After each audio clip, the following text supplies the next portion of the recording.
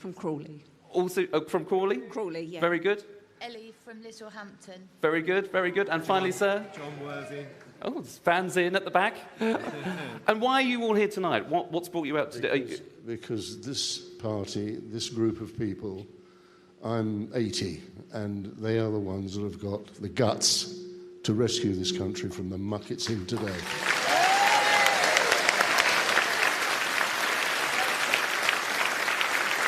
Well said there, well said. Well, come on down, we'll find a few other people. This is the tricky bit where I walk backwards, which I hope is not the direction of my career. Who knows?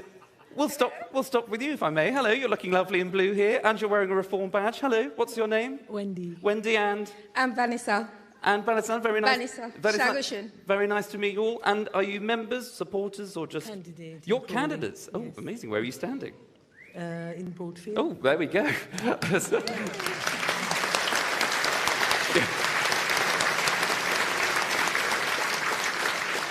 I think there was one vote there that you've picked up this evening already from that whistle. Are you a candidate as well? Or? I'm a candidate in Surrey, and I'm representing the Sagushan, and there's a lot of Sagushan in Crawley. That's why we are here with all the members of the Sagushan. Look at this row here.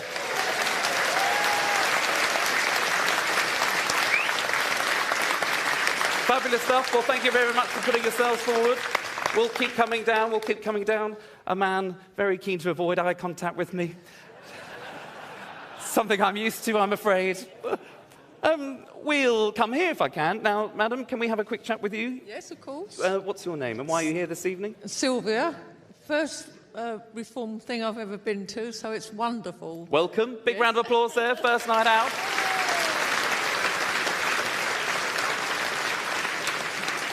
So this will be really important because you say it's your first time here at a Reform... a thing like as big as this, a yes. Political sort of engagement. Yes, that's right. So why did you feel the need on Wednesday night, where the weather hasn't been that great outside, it's been dreadful, hasn't it? but it's bright enough in here, isn't it, folks? I badgered my poor husband to drive all this way because we live in Pulborough. Right. Lovely place. And, but you were both motivated to come here this evening for the first time. Why exactly? Oh, just marvellous. We just want to show our support, I suppose, yes. Show your support for Nigel, for the party? Indeed, yes. And for you, sir? You're happy to be here, or were you just the driver? Just the driver. Just the driver, OK. Thank you very much. We'll keep walking down. Hello. Well, let's go up the back here, shall we? There's a lovely row here. Nice young couple of people here. Hello. Are we disturbing you this evening? No, not at all. What brings you all out here tonight? Just need change. We need change? Yeah, it's just too much. OK. Are you both local? Handcross. Handcross? Yeah. Very nice. Yeah. Are you all together? Yes, Mum and Dad. Mum and Dad over here? Now, Mum and Dad, let me come round here. It might be easier for the camera. Family affair. A bit strange, some people might say, for to come out to a political event like this on a Wednesday night, but to bring a whole family, that means that there's something that you're really worried about, I think, as a family. Tell us about that. The country, something needs to be done. It can't stay as it is. It's now. It's got to be now. Okay. And do you feel the same? Yeah. I mean, do you worry? These are your kids here? I worry about them. I worry about my grandchildren. What future they're going to have unless there's change. Yep. Do we agree with that, ladies and gentlemen? I think we do. There we are. Well, you've heard it here from members of the public. Well, very quickly, before we have a lovely interview with two people that are coming to join us this evening, there is a stand here that says Stand for Us. That's for Reform UK. If you feel the need that you can put your name forward, if you can put your head above the parapet, if you feel actually that your country needs change, your local community needs change, and you want to become a candidate, there will be a lovely volunteer, I'm sure, at the end of the evening to take your details and talk you through it. But we're going to head over to our lovely studio here. And while we do that, can we get some appreciation for the studio today? Look at the set. What do you think?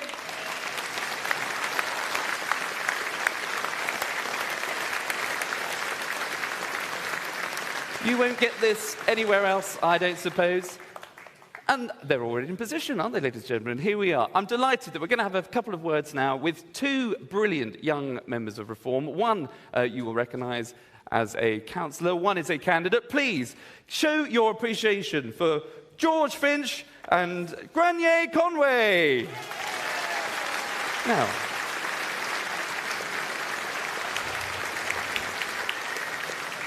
Lovely stuff. Hello, both. Lovely to see you. Are you well? Yes, Yes, wow. thank you. Getting old. Yeah. You're feeling old. Well, George, you're only 19 still? Yes. 19. And you are the leader of Warwickshire County Council. Yeah.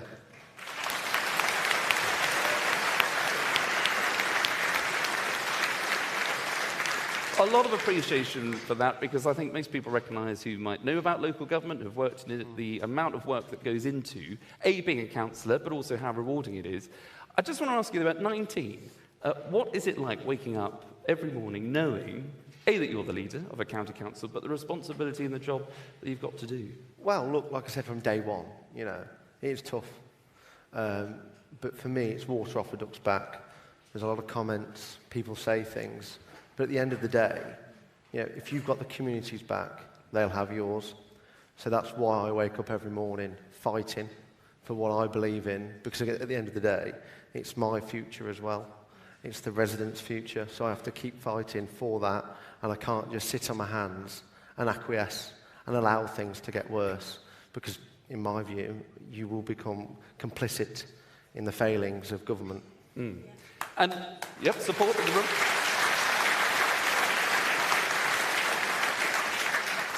And this is a slightly devil's advocate style question, because, you know, I think all people should be getting involved in politics at whatever age.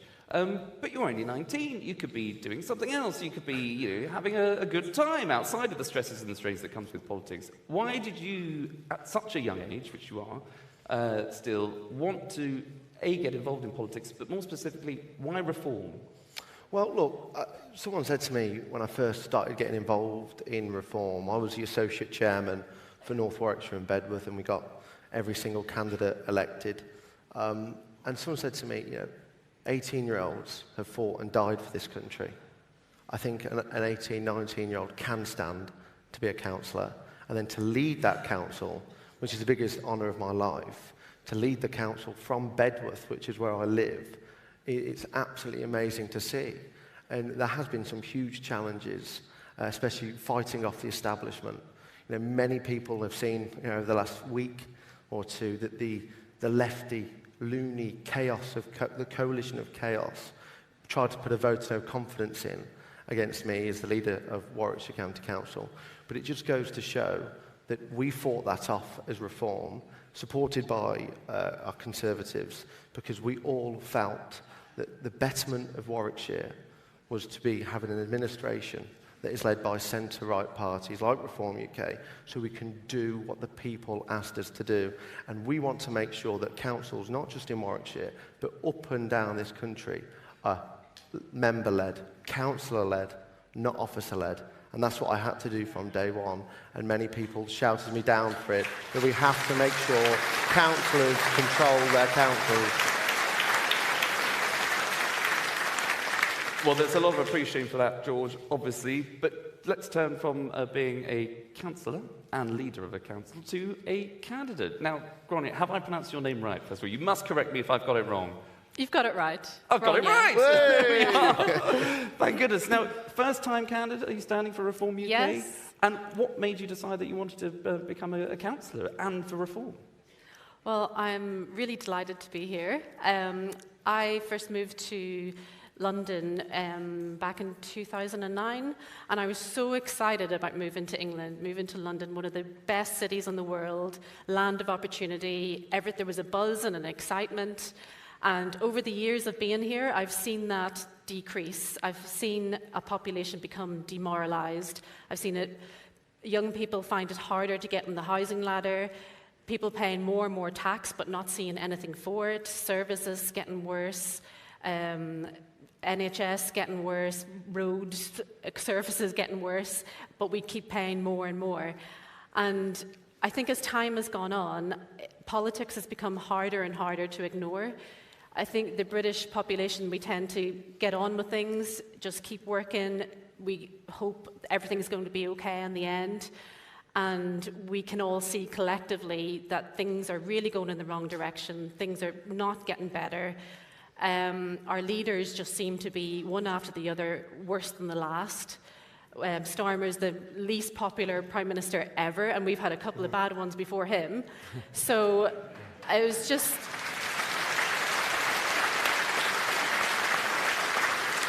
You may have one or two people that agree with that. Yeah. I can hear. But you're absolutely right. And where are you standing? Sorry, tell us.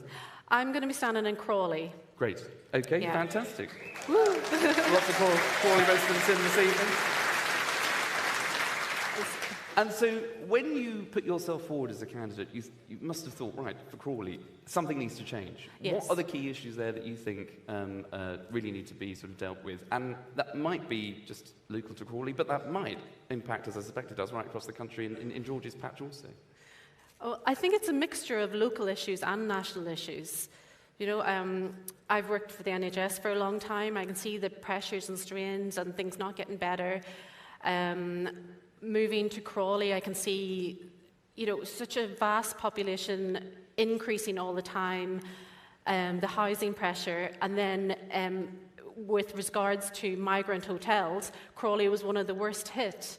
Since Starmer has come into power, we have had a 128% increase in migrant hotels in Crawley, the highest increase across the whole country. And they get snuck in the dead of night. You know, the government thinks we're not going to notice, but we do notice. It changes our towns, it changes our cities, it changes the way we behave. And it's not fair. You know, a social contract has been broken between the people and the government. And that is, it's really motivating for saying, you know what, where is my local reform branch? Yeah.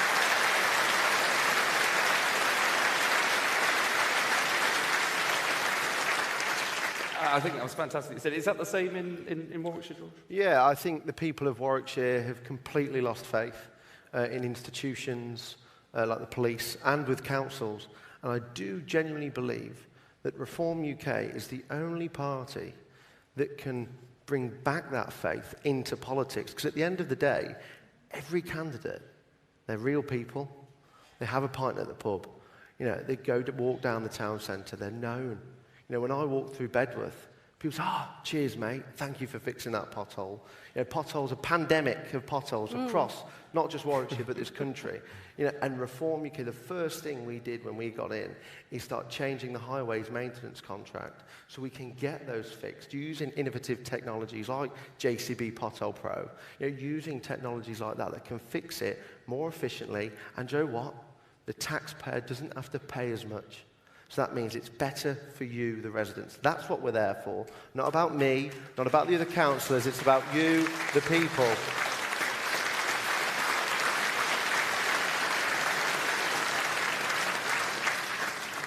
And my very final question to you both, very quickly, what do you want to see come 7th, 8th of May this year?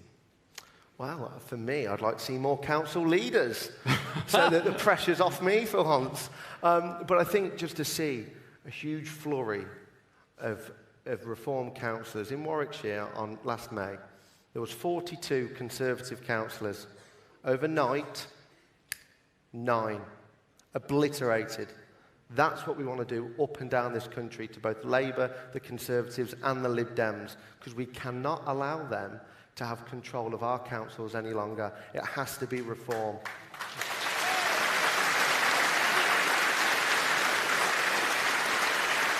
Well said there, George. And Grania, same question to you. What do you want to see on the 7th of May? Well, we're going to be working really, really hard from here until 7th of May, canvassing, knocking on doors. We're hoping as many people will come out as possible to help us with that fight. What I want to see is all seats covered by Reform so that everyone has a chance to vote Reform. We don't want any areas where people want to vote, but there's no candidate standing. So we want as many people putting themselves forward as possible. And then on the 8th of May, we can celebrate that we, after 6-7 long years of the current council, where they tried to cancel elections in this area, that we'll finally have a new council with the politics of hope, politics of unity, and to bring this country back together. Well, there you are. I think you'll have a lot of people wanting to celebrate with you there.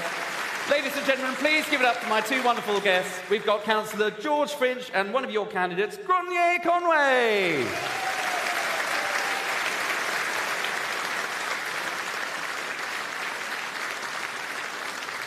Now, in order, though, to become a candidate, you first have to be a member of Reform UK, and there is no one I can think of better leading the charge to drive up membership. It's your chairman of Reform UK, Dr. David Ball.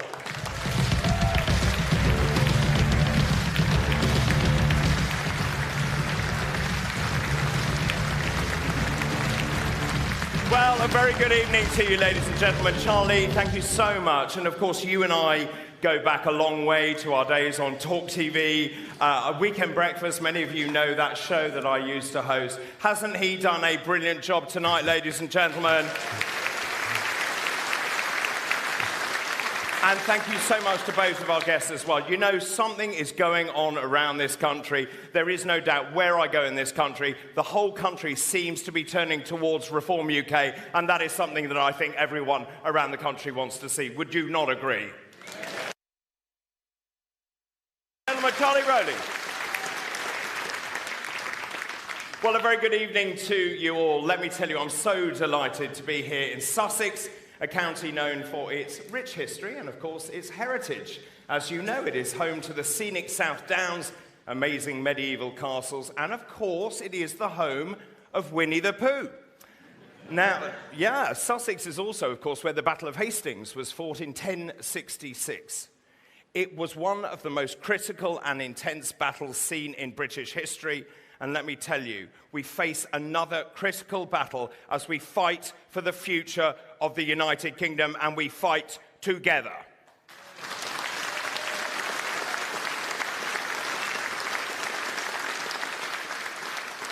This is a very interesting county because, of course, it was a Tory stronghold.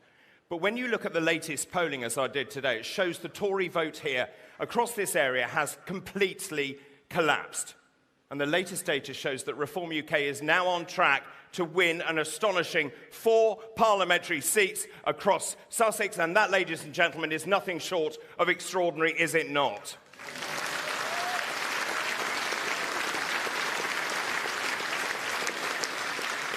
So tonight, some of you here are supporters of the party. Some of you are members. But many of you have never had an affiliation with a political party. And some of you here tonight refuse to vote because you know you will be ignored.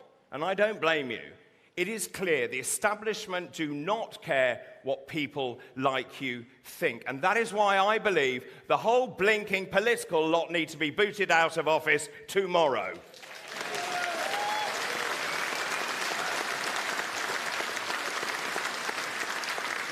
Now, look, we had a choice. Instead of sitting back and watching the decline of this once great nation, Nigel, Richard Tice, and I decided to do something about it.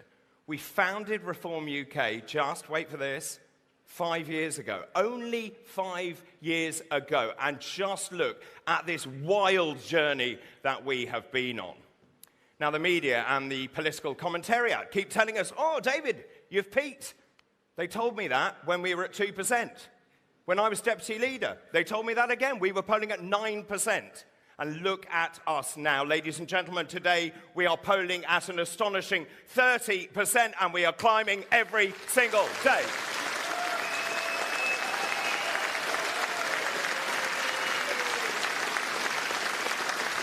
You see, here is the really inconvenient truth for the journalists. We are the fastest growing political party in this country. We are now the largest political party in this country. And since I've been chairman, we have gained 5,000 new members every single month of my tenure. We now have 8 members of parliament, and we are not stopping there. We have led the last 250 opinion polls, and of course, the latest polls put us on course to win a thumping parliamentary majority, and I say bring that on as well.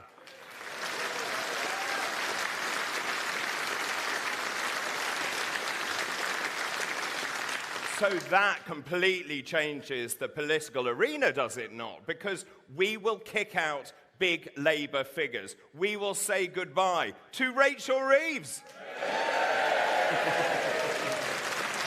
Oh, it gets better. We say goodbye to Angela Rayner. And look, my favourite of all, Mad Ed Miliband, bite the dust. Now, on a very serious note, I believe passionately that Reform UK is the last chance to save this great country. I really do. And I am not alone. I've been around this country and I'm seeing people venting anger and frustration as I travel the length and breadth of the United Kingdom. I have been on the road for the last 9 months doing my chairman's tour, our party conference, and of course these rallies. I have seen over 20,000 people in this country, and across the country that message could not be clearer. This current government is the worst any of us have ever seen in our lifetimes. This government, ladies and gentlemen, is directionless, it's rudderless, it's devoid of principles, it lacks policies, it lacks any kind of coherence. And great countries like Great Britain need a great leader. What do we have? Keir Starmer. Yes, he is a failed human rights lawyer who prefers Davos to Devon. He is a man who languishes with a net approval rating of, wait for this, -47. In fact, at this point, his approval rating is so bad that the taxman, rail replacement buses, and even the M25 at rush hour are more popular than the Prime Minister. It's very simple. This Labour government is out of ideas and it is out of time. They have absolutely no idea what they are doing. They are like a supermarket trolley with a wonky wheel. They are all over the shop. Now, the government knows it is in deep trouble. It's lashing out. It's grasping at straws. Now, they keep accusing Reform UK of wanting to privatise the NHS. You've heard this, haven't you? Repeatedly. Well, as a medical doctor, also, by the way, I wrote our health policy. This is a blatant lie. It smacks of desperation, and under a Reform UK government, the NHS will remain and continue to remain free at the point of need.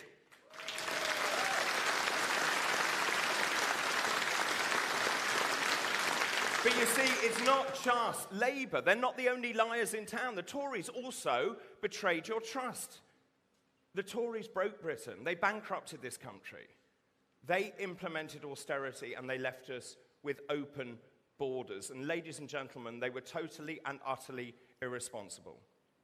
And given those two main parties have abjectly failed this country, some people are turning to Ed Davey and the Lib Dems in desperation. And ladies and gentlemen, that is what I call desperate. Now, that really only leaves Zach Polanski and the Green Party. Yeah. So you can consider the Green Party. Now, in case you're in any doubt, as a medical doctor, let me give you my clinical... Let me give you my clinical diagnosis on Zach Polanski. It's complicated, it's scientific. Ladies and gentlemen, Zach Polanski is utterly bonkers.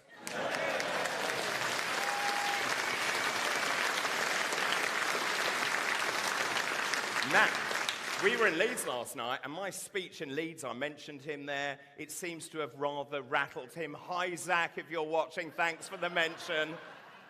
Now, let me be very clear. The Green Party, on a very serious note, is a major threat to British national security. They're a party more interested in Gaza than Great Britain. Let me be very clear. You cannot trust the Greens with your vote.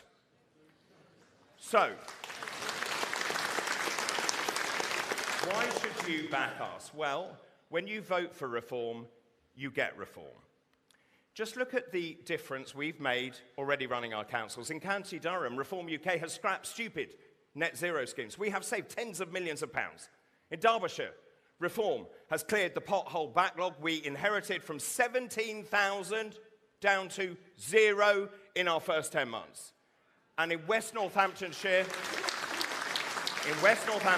Reform served notice on all 3 asylum hotels in the area, and let me tell you, we are determined to shut every single asylum hotel permanently in this country.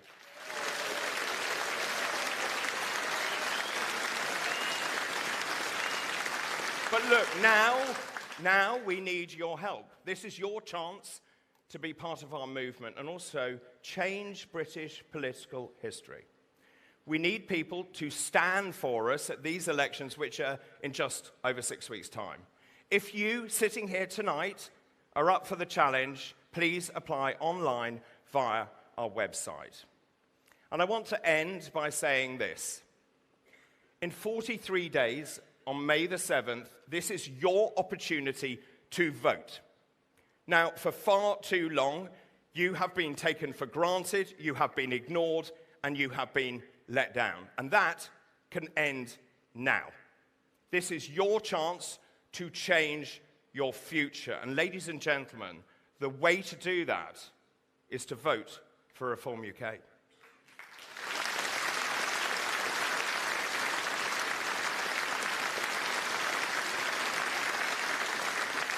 Well, our first speaker tonight is a man who burst onto the political scene in the run-up to the last general election. He was actually my predecessor as chairman of Reform UK. He played a pivotal role in the party's huge success at last year's local elections. He is now Reform UK's Shadow Home Secretary, but before we meet him, let's see him in action. We have all the momentum in British politics, and we are just getting started. Working people in Britain feel betrayed. They see the nation and the culture that we love being robbed from underneath them. 1 in every 25 people in Britain today arrived in the last 5 years. Britain has been overwhelmed by immigration, both legal and illegal. We will secure our borders. We will deport people who are in this country illegally. We will keep British people safe. Nigel Farage, as our Prime Minister, will make Britain poised, proud, prosperous and powerful. And we will leave a Britain for our children of which we can be proud. Thank you very much, Reform UK.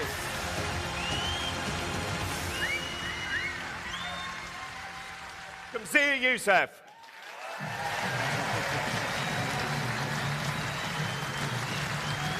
Welcome. Woo.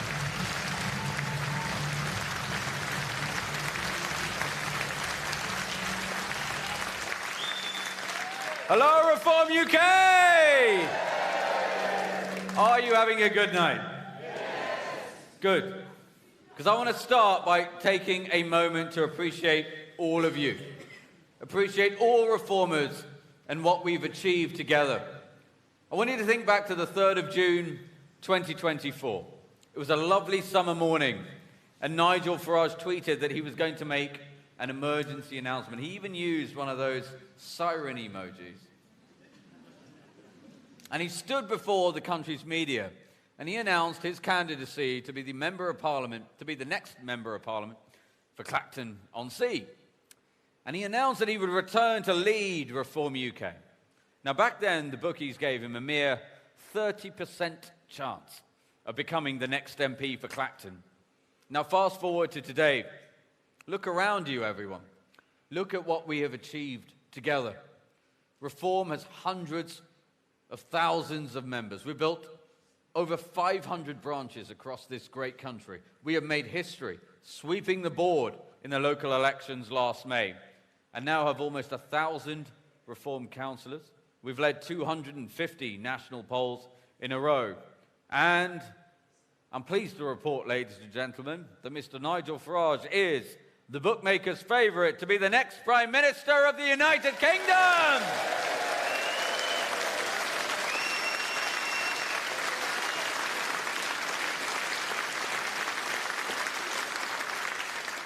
But look, I've got to be honest, today is actually a very dark day in British politics, and it's important that we talk about it. Because for years, Labour and the Tories have gorged themselves on fat donations from all sorts of shady characters. Reform has subsisted on a relative pittance and still run rings around the uni party. But recently, Reform received a pretty large donation from an upstanding British citizen. That donation was perfectly above board, perfectly lawful. So how did Keir Starmer respond? By weaponizing the instruments of state to persecute his political opponent. he commissioned a civil servant named Philip Rycroft to write a report on stopping, and I quote here, foreign interference in British politics. The result? Well, the report published this afternoon said a new law was going to come into force to place a cap on what that donor could give us in the future. And it would be retroactive to take effect from when? Today. Ladies and gentlemen, make no mistake, these are the actions of a dictator in a banana republic. Starmer is an authoritarian. He cancels elections he's going to lose. He surveils anti-government speech. And now he chokes off perfectly legitimate funding for his political rivals. Well, we have a message for Starmer. You're already the most unpopular prime minister in this country's history, and your authoritarian attempts to crush us will not work. They will only make reform stronger.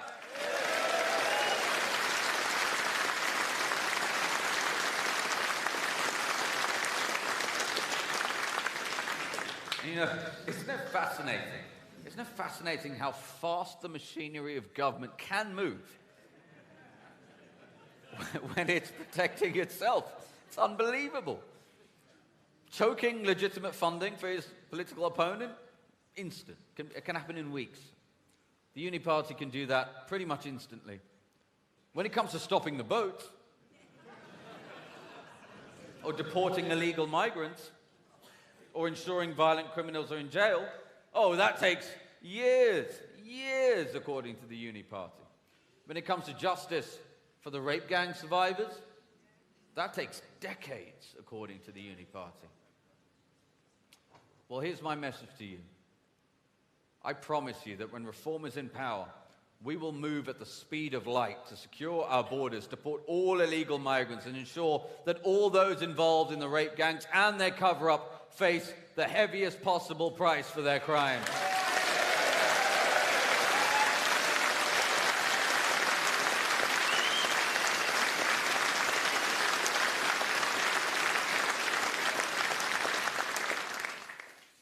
And look, for years the Tory Labour Uni Party has looked the other way while the very fabric of the society we love has been under attack. We've been told to just accept open borders, that a country that spends £60 billion a year on defence should just stand powerless as men arrive in small boats day after day. That we should just shrug as our streets change, knife crime goes through the roof, and that traditions and the culture of Britain are heartbreakingly eroded. Well, I want to say to you that these things are not inevitable. They are the deliberate choices of weak men and weak women who lack the courage, lack the spine and the moral clarity to defend the country they were elected to serve. But here's the thing. I don't accept this. Nigel Farage does not accept this. And I know you do not accept this. And that's why a Reform government will end it.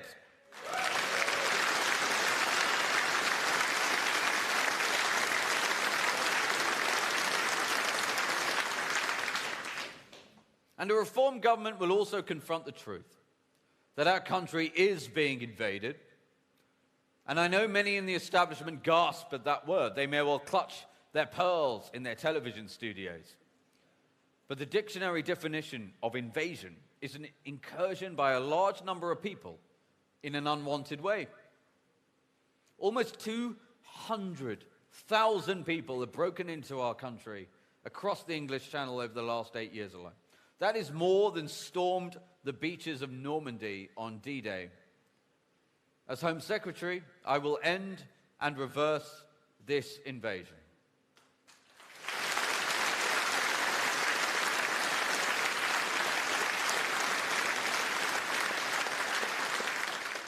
Because the patience of the great British people is simply exhausted. We're no longer willing to accept that Britain's borders should just be open and undefended with nothing we can do about it. We're not going to accept any longer that Britain should simply surrender its sovereignty to foreign courts. This is a national security emergency. It is time to put the British people first. That is why, upon winning the next election, a Reform government will launch an unprecedented emergency program to track down, detain and deport all illegal immigrants in the United Kingdom.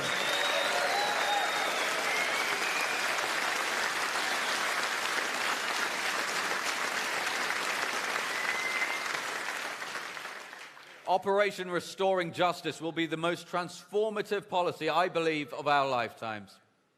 Now, many shrill voices in the mainstream media have already called our plan draconian. Here's our response. The United Kingdom is being invaded. Tens of thousands of military-aged men continue to arrive on our beaches illegally. Our plan is the only appropriate response to a national security emergency.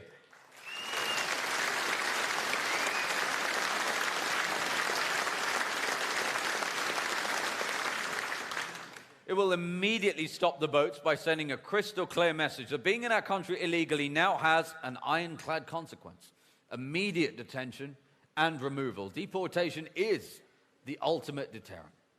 And as Prime Minister, Nigel will direct every instrument of state to ensure illegal migrants are removed from this country. We will pass the Illegal Migration Mass Deportation Act. And the draftsmen who worked on these laws, I know because I commissioned them, were given a crystal clear instruction that when Nigel is Prime Minister, there will not be a judge in the country that will be able to prevent a single deportation flight from leaving this country.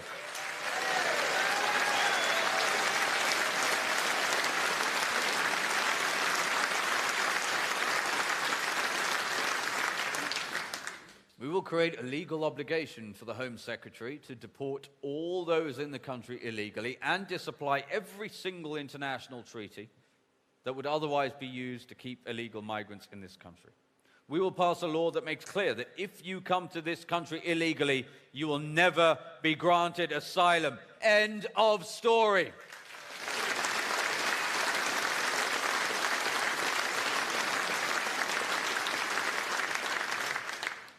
And, you know, a lot of the press has said, oh, Reform are going to create some sort of ICE-style agency. Well, guess what?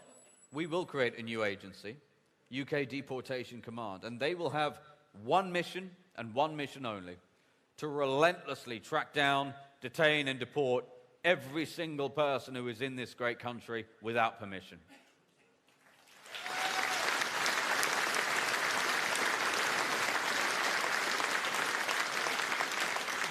We will embark on the most audacious charter flight operation since World War II, ramping deportation flights to 5 departures every single day. And to guarantee success, His Majesty's Royal Air Force will keep a Voyager aircraft on standby as a hot spare. So even if a plane has mechanical issues, flights won't be stopped and deportations will not be delayed.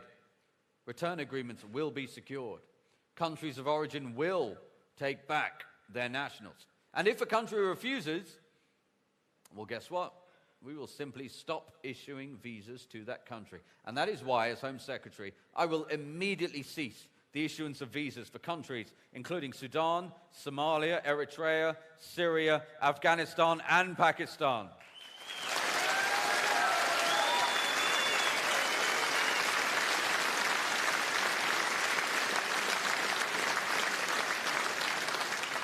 Reform deeply values the traditions that built this great nation.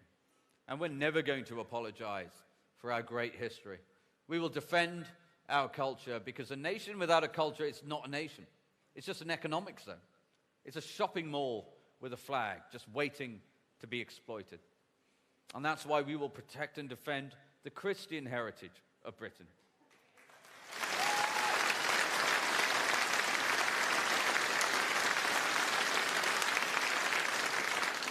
And we will end the incendiary practice of converting churches into mosques. I'm proud to say that a Reform government will immediately grant listed status to all churches and create a new statutory use category for Christian places of worship to ensure that these historic pillars of our communities can never be converted into places of worship for any other faith.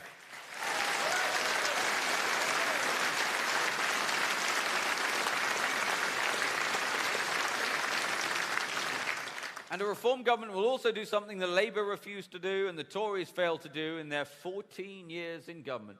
We will run an accelerated inquiry through a committee in Parliament to get to the bottom of the despicable crimes of the rape gangs that have terrorised young girls in this country for decades.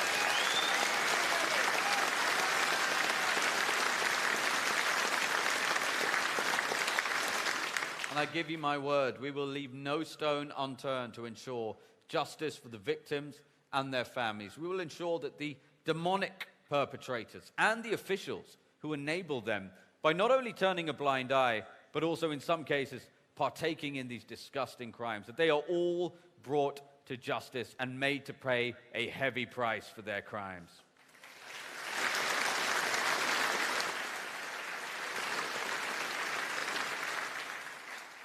Now, we all know that people, human beings, they simply respond to incentives. And for too long, witless politicians have created an incentive for people to come to Britain and take advantage of the goodwill of you. Your goodwill.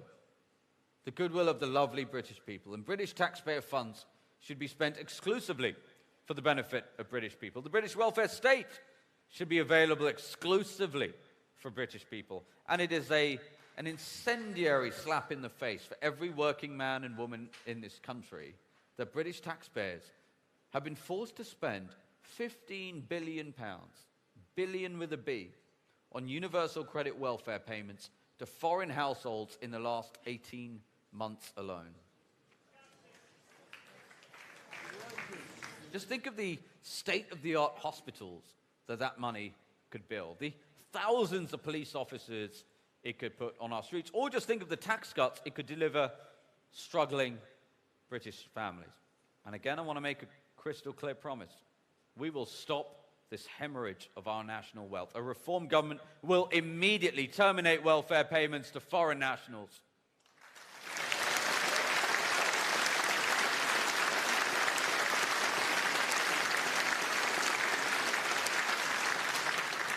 Now, in recent weeks, Labour has gone to war with itself about changing the rules around indefinite leave to remain.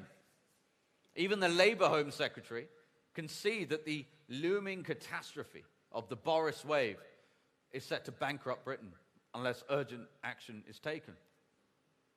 Boris Johnson, of course, you may remember him. He promised to take back control of our borders. Do you remember that? And he did that. And what did he do with that control? He simply threw them open. Over 4 million people arrived in this country in 3 years as a direct result of this man's policies. And the vast majority came here on non-work visas. And most of them came from third world countries. 2 million of these Boris wave migrants will imminently gain indefinite leave to remain in the coming months. That means lifetime access to our welfare state for them and their families. And this is going to cost the British taxpayer hundreds of billions of pounds over the course of their lifetimes. Reform will not allow this. We will avert the Boris wave. A Reform government will abolish indefinite leave to remain altogether, and millions of non-contributing migrants the Tories brought to Britain will not be allowed to stay in Britain.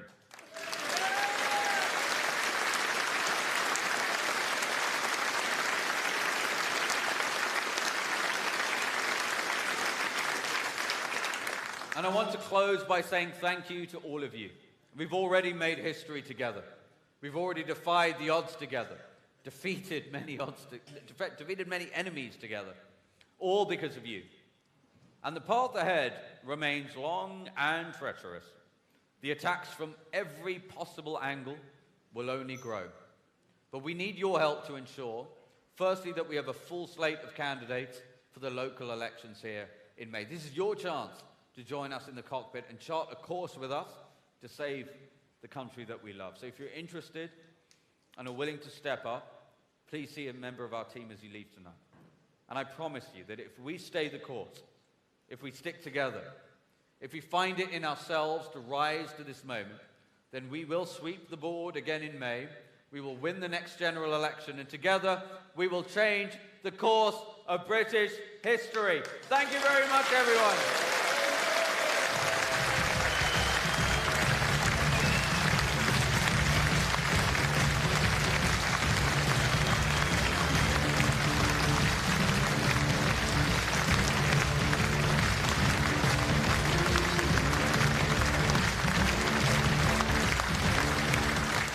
Seniors, thank you so much. Well, ladies and gentlemen, that brings us nicely to our final speaker. Who could that possibly be, I wonder?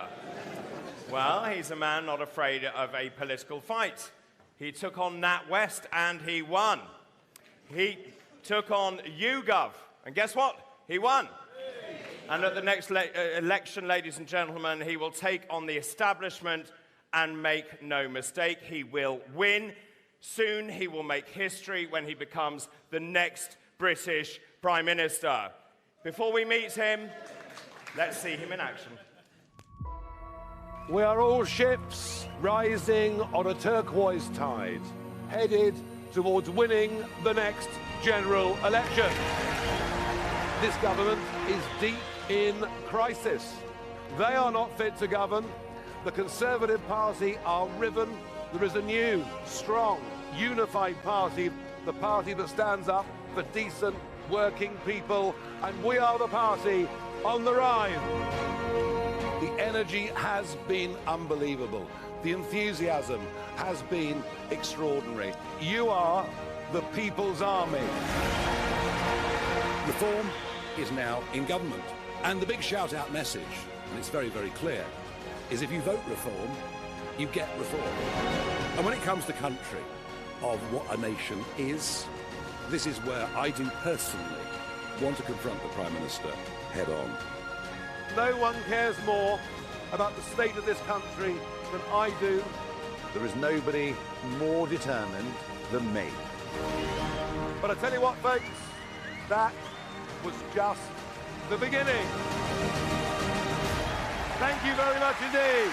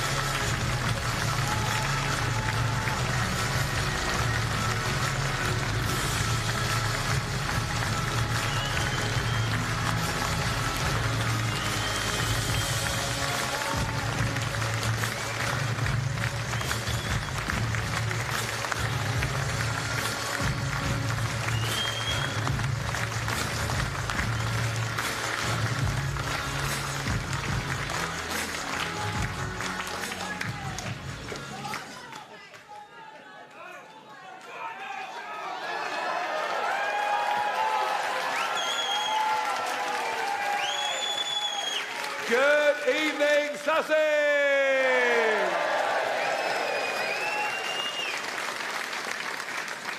This is incredible. The atmosphere in this room, the coming together of people from across this county, the understanding amongst all of us of just how much trouble our country is in, the dire state we've sunk to, and the understanding of the need for change, for leadership, for courage, for hope, for belief in our country, our people, to fight back against those that have betrayed us and let us down. And we're here tonight because we want to make Britain great again.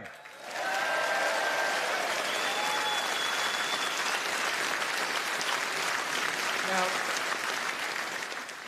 not everybody on our political circuit these days is doing quite such a good job.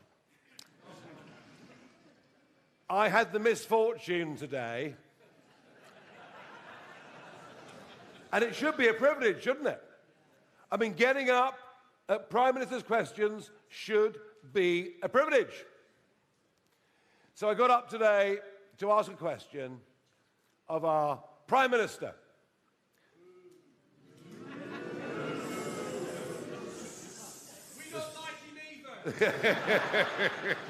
There's more to come, don't worry, I barely started. I got up today, the Speaker called me to ask a question of the Prime Minister. I said, when you ran for power, you said you would smash the gangs. Remember that? Smash the gangs. That was after Rishi's stopped the boats and Boris's goodness knows what. He was busy with other things, you know. I said, since you became Prime Minister, 70,000 people another 70,000 people have crossed the English Channel, including 1,000 people in the last week alone. Have you read that in the newspapers? Have the BBC covered that for you? Have they held? Nearly all of them young men, undocumented young males, coming in from Afghanistan, coming in from Iran, many of them with attitudes towards women that frankly even we weren't capable of back in medieval times. And some who will wish this country great harm. Some who will pose terrorist threats to our future. And I said to him, as your plan has failed, can you tell me, do you have a plan B? Now, it's called Prime Minister's Questions. But maybe we ought to rebrand it as Prime Minister's Answers and deny and make sure he actually gives some blooming answers. Because once again, he completely ignored me. He started ranting and raving about reform councils across the country and in disgust and against parliamentary convention. And I hope you're not ashamed of me. I got up and I walked out. That's how I feel about this man.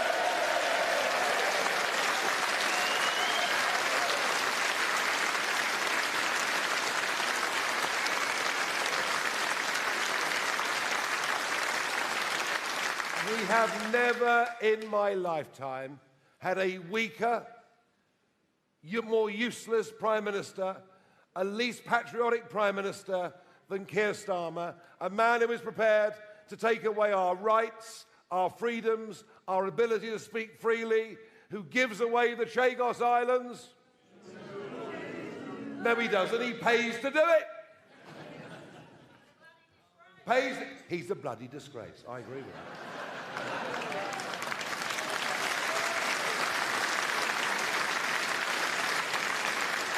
You see, unlike him, I like hecklers in the audience. If anyone wants to give me a hard time, not a problem, hold my jacket, it'll be fine.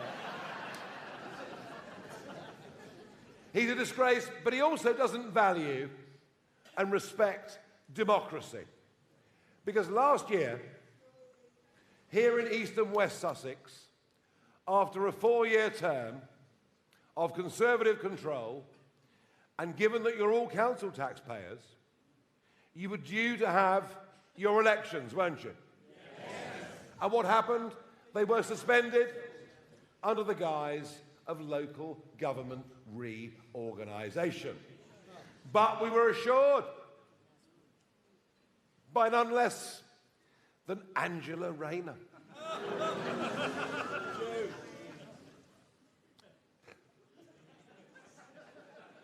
I mean, she could be our Prime Minister soon, you know. Well, who do you want, Red Ed or Angela Rayner? I mean, it's not much of a choice, is it, really?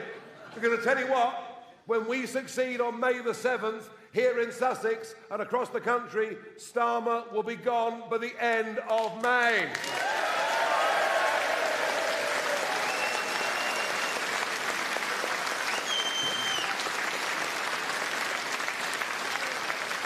So, the elections were cancelled and Rayner assured us it's just for 1 year, it'll be okay. And then 2026, May 2026, hove into view. Now 5 years, a year over the 4-year term for which you elected your local councils, And the Labour government said, if you want to cancel the elections again, you can. And guess what? Here in Sussex, the weasels, that's a polite word, I think. I could use another word beginning with that one.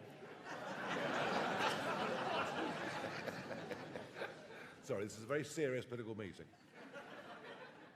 The weasels in East and West Sussex said, please, sir, can we cancel democratic elections again? And the government said yes. And the only reason we are here in this room tonight, the only reason your democratic rights will be exercised on May the 7th, as they should be, and frankly, as those that went before us fought and sacrificed so much for in 2 world wars, for us to live in a free, democratic society where we choose who our leaders are, where we choose whether we can hire them or whether we can fire them. And the only reason these elections across Sussex are going ahead on May the 7th is because I put forward a judicial review to this government. They caved in, and we've given you the vote.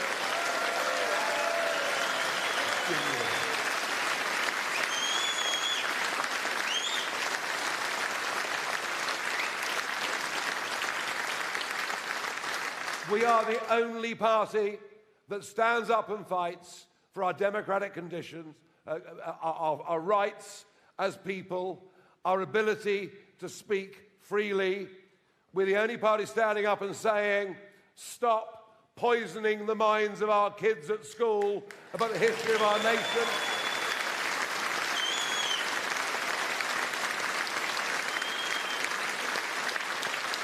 We're the only party saying we are a country based on Judeo-Christian values, and that is who we are and what we are.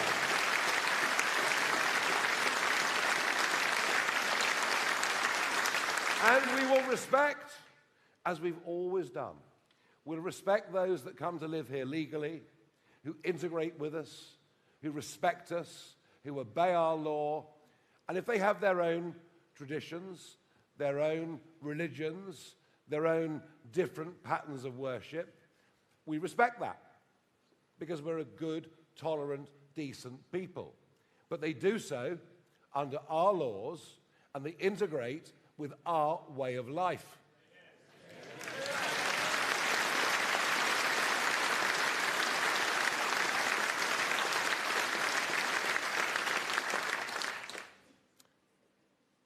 What happened in Trafalgar Square last Monday goes completely against those democratic norms. It is a direct result of uncontrolled mass migration into our country, started by Tony Blair, and then massively accelerated, as Zia has beautifully just explained to you, under Boris Johnson and the Conservatives. The opening of the doors to 10 million people in the course of 20 years. And some of them, mercifully a small minority, but too many of them, have decided that they will not integrate with our way of life. They wish to impose their way of life upon us. And that is what open public prayer in the historic site of Trafalgar Square last Monday was all about. It was about that religion, that extreme version of Islam, wishing to interpret and put upon us their values, their culture, one in which women are completely excluded, one in which drinking, carousing, dancing, I don't fit in with any of this, do I? They want to impose their way of life upon us, and I say never, ever, ever, we will stand up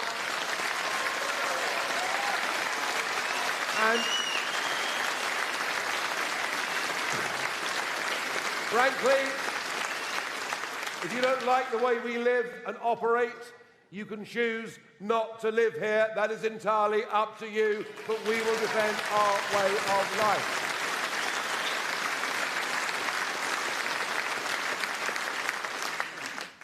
Just down the road, little town called Crowborough.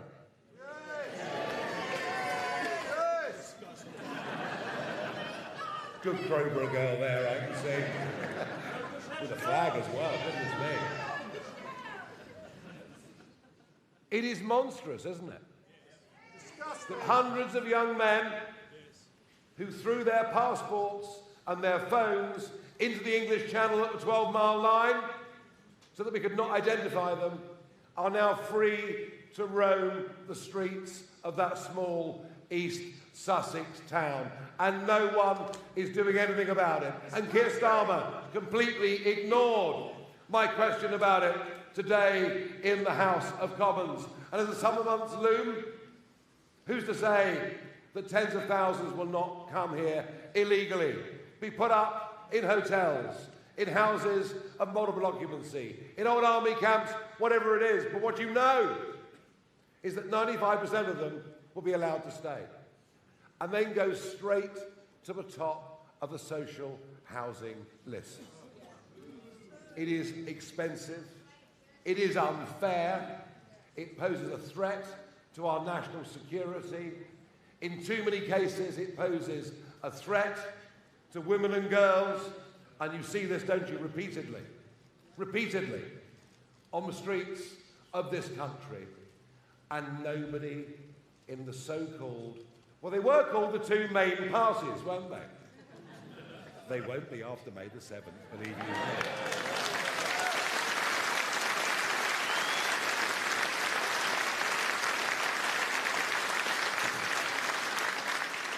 Nobody's got the guts to deal with it. And the judges won't deport anybody. Because under Article 8 of the European Convention on Human Rights, they say, I've got a cat.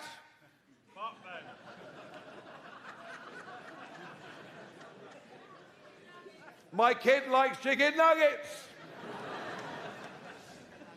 We cannot even begin to deal with the problem of illegal, dangerous immigration in Britain until we do one thing.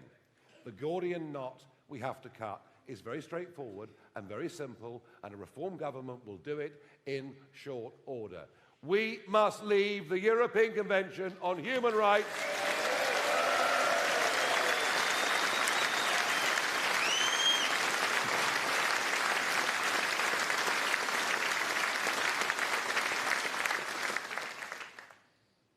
But we also have to face the fact that we're going bankrupt.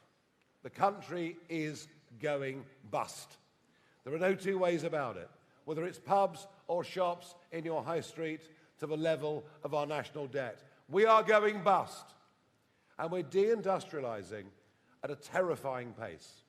Steel production, refining, cement making, chemical making, the list goes on, a list as long as your arm, as millions of jobs are lost in our country because both the Conservatives and Labour have chosen in government to bow down before the god of net zero. Oh yes. Oh yes. We don't produce enough oil or gas. We close down manufacturing. It all moves to India or China. The goods get transported back here. We tell ourselves virtuously we're saving the planet for future generations. All we've done is to export CO2 emissions to the countries that now make goods that we should be making in our country. If we produced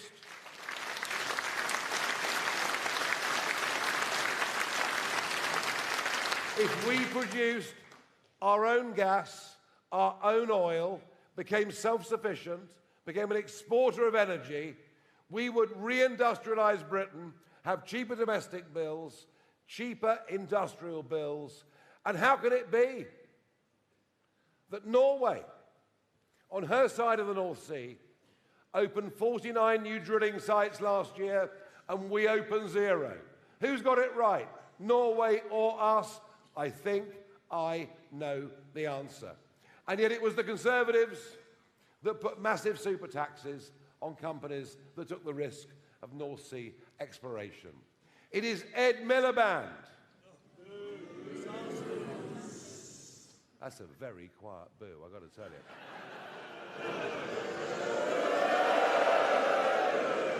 They're warming up slowly, it's all right. Give them a drink or something, you know, be fine. Who now refuses to give licenses. A reform government will make us self-sufficient in energy, bring down prices and reindustrialise the workshops of our nation that powered the empire and made us great for many, many decades.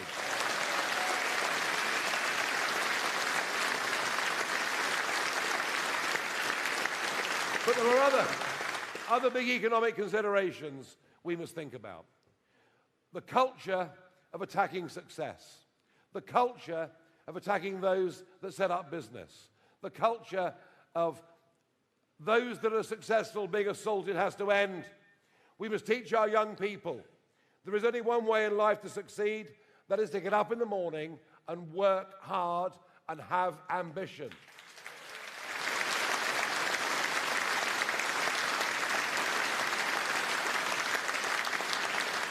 Reform voters, get up in the morning and go to work. It is unfair that they're paying more taxes than ever before, and very often their neighbours don't get up till midday. They choose not to work. And then Deliveroo arrives. Then they smoke dope for the afternoon. No wonder the Green Party are doing so well, you know.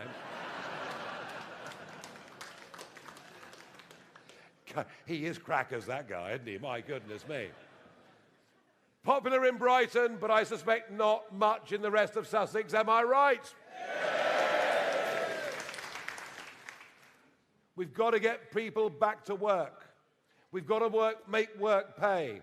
We've got to reduce the number of people, young people especially, going onto disability benefits for conditions such as mild anxiety. I have it every morning when I get up.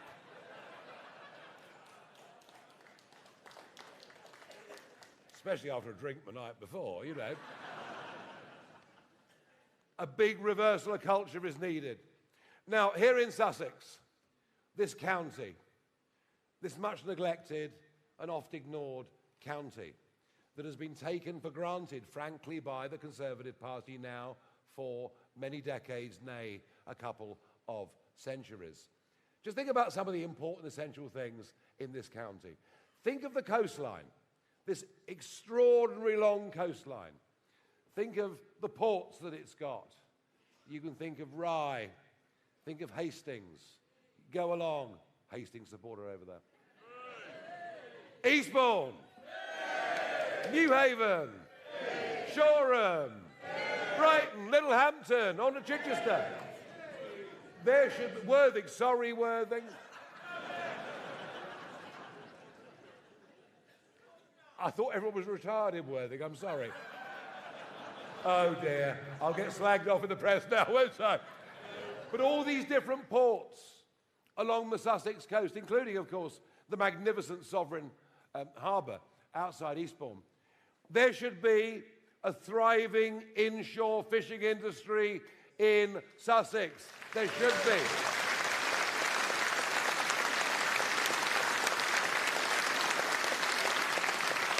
If ever there was a Brexit betrayal, it was not taking back our 12-mile territorial water, which should be our birthright.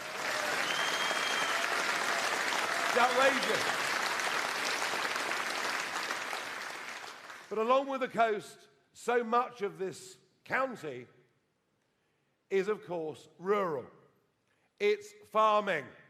And what have the Labour government done? They've launched an assault on our rural communities. Now, I'm a country boy, born one, I've lived one for the whole of my life.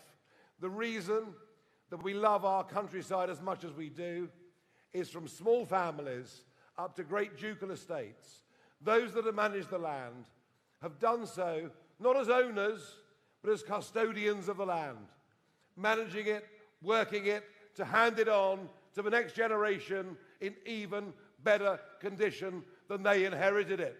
And it's why our countryside is so beautiful.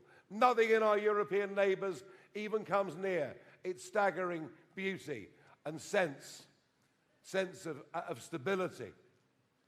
And this government decided to launch an all-out war on family farms with its inheritance tax proposals. I think hoping that giant American equity companies would buy up the whole lot and destroy everything about your landscapes here in Sussex. Let me tell you, we are 100%, and I mean it in my heart, I would not say anything to you I don't believe in. We mean it in our heart. We are behind these rural communities. We will stand up for farmers. We will stand up for fishermen. We will stand up for our traditional way of life.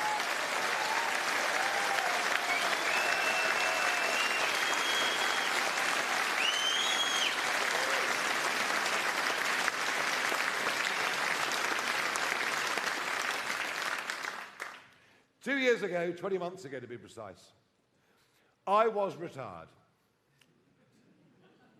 I'd fought for 27 years, what felt at much of it, a singular campaign to separate the United Kingdom from the ghastly European Union.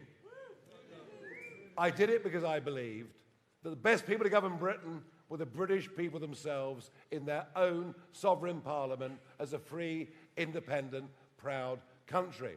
And I fought for that for all those years. And against the odds, you know what? We won.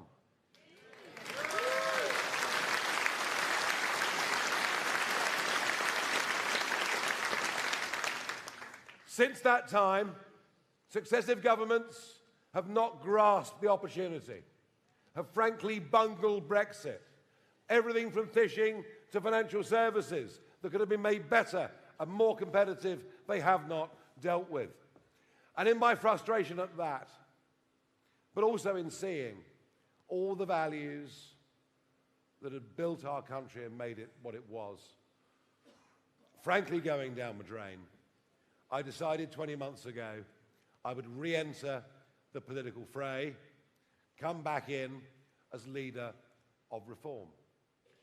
And what has happened since that moment has, in terms of political significance and history, never, ever been equalled or rivaled in any way at all. A new political party that leaps to the front, that is ahead for 200 opinion polls in a row, that is now, and there's a long way to go, but is now odds on to win the next general election. It is a truly remarkable thing.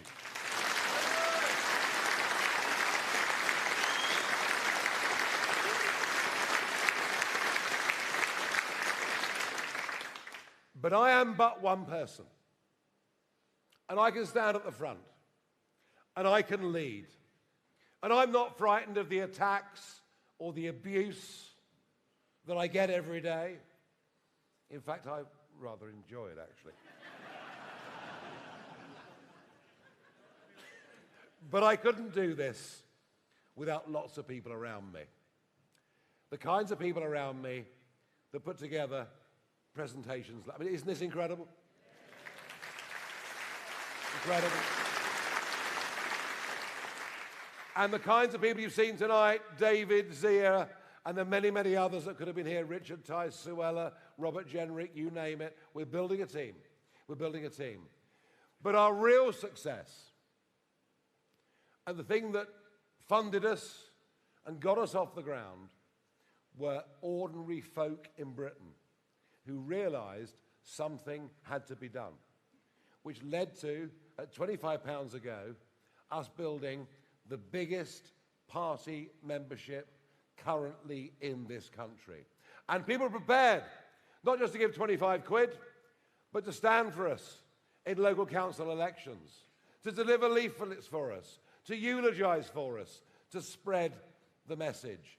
Now, I want to ask now, all the candidates that are here who are standing on May the 7th in East and West Sussex to come and join me on the stage, please. Come and join me.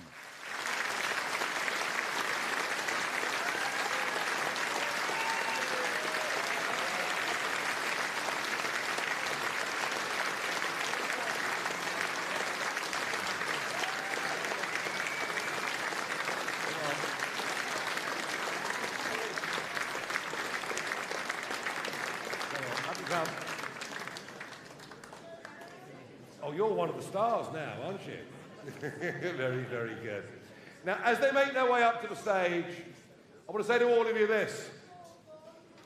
These men and women, most of whom have never, ever been involved in active politics in their lives. One or two have, but most haven't.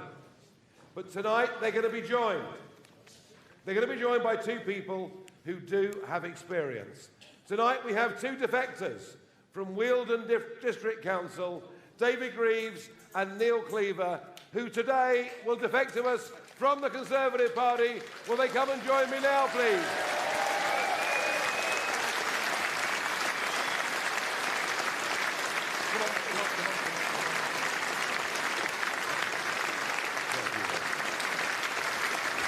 Again first. Good evening, Sussex. I'm Councillor Neil Cleaver and I represent Howsham on Wealdon District Council. My roles on Wealdon District Council are Scrutiny Committee, Major Planning Committee, and I'm the Armed Forces Champion. I am defecting from the Conservative Party because for the last year I strongly believe the party has not listened to the public, and I believe the Reform Party has listened to the public and has a very strong leader and the team behind him. Our country is broken and it is due, firstly, overdevelopment of our villages and towns. Secondly, the water authorities, South East Water and Southern Water.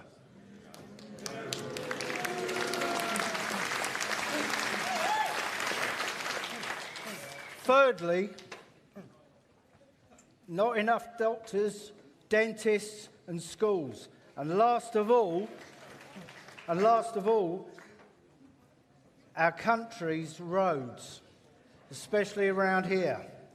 This is why I'm defecting from the Reform Party and putting British people first.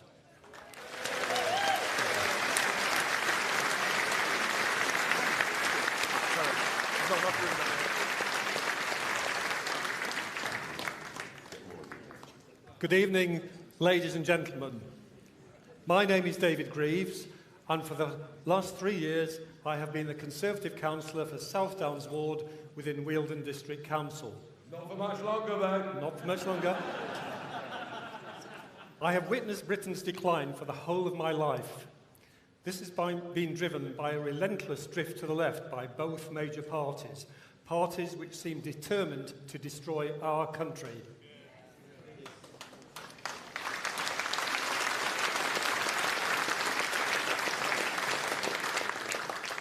You will have heard the expression, broken Britain, and there is absolutely no doubt in my mind that we are pretty close to the point of no return.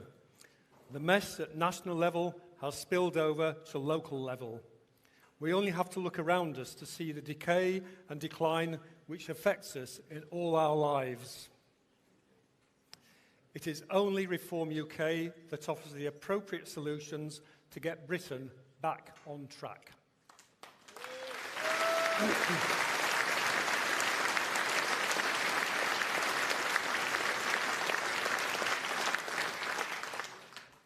This is why I have decided to ditch the Conservative Party and I shall wear a Reform rosette from now on.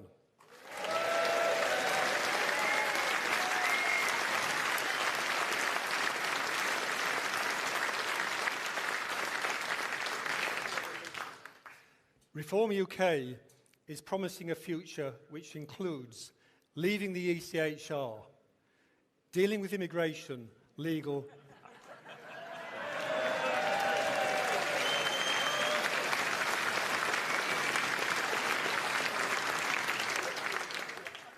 That makes it complete. Dealing with immigration, legal and illegal, deporting those who should not be here, defending our country, prioritising the needs of British people over foreign nationals.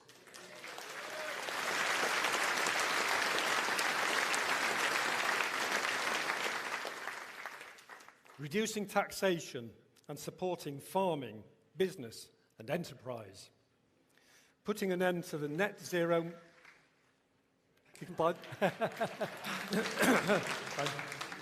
Putting an end to the net zero madness that is crippling this country and reopen the North Sea again.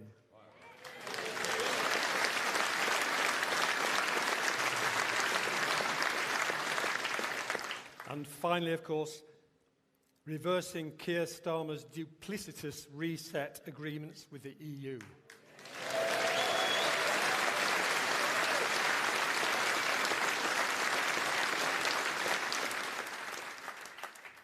All of this is exactly what we need to put this country back on the path to recovery, and I'm delighted to be representing Reform UK within Wealdon District Council. Thank you. Very good.